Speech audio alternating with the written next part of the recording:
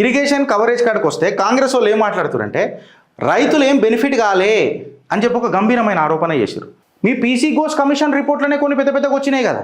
ఒక potential create అయింది, సుమారు 50 నుంచి 65 లక్షల ఎకరాలకు సాగునీరు అందిందని. ఇది అన్ని రిపోర్ట్లలో చెప్పినారు కదా. సరే, ఆ రిపోర్ట్లలో కూడా ఫ్యాబ్రికేట్ అని చెప్పి చెప్పుకుందాం. ఇప్పుడు రైతులు బెనిఫిట్ కాలేదు అని అంటే నీళ్లు రాలన్నట్టే కదా. నీళ్ళు వస్తేనే కదా రైతులకు బెనిఫిట్ అవుతుంది. నేను బేసిక్ క్వశ్చనే అడుగుతున్నా. అయితే నీళ్లు రాలే, రైతులు బెనిఫిట్ కాలే అన్న మీ గంభీరమైన ఆరోపణకు నేనేమంటున్నా, ఇండియా నంబర్ 1 ప్యాడీ ప్రొడ్యూసర్ ఎట్లయింది? ప్యాడీ ప్రొక్యూర్మెంట్ ఎందుకు పెరిగింది? Telangana has become the number 1 paddy producer in country. Why and how?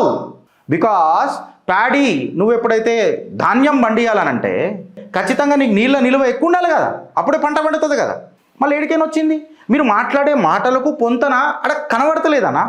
నేనేమంటున్నా, కాంగ్రెస్ ఎరా 2014 దాకా తీసుకున్నా తెలంగాణ ఒక కరువు ప్రాంతం లెక్కనే ఉండేనా లేకుండేనా? కాకపోతే గులాబీ వచ్చిన తర్వాత నిజంగా చెప్పాలంటే ఒక హరితహారం కనబడ్డది, అషుడ్ ఇరిగేషన్ కనబడ్డది. నువ్వు సాగు చేసుకొని నీళ్ళు ఇస్తాం. Number 1 paddy producer in the country.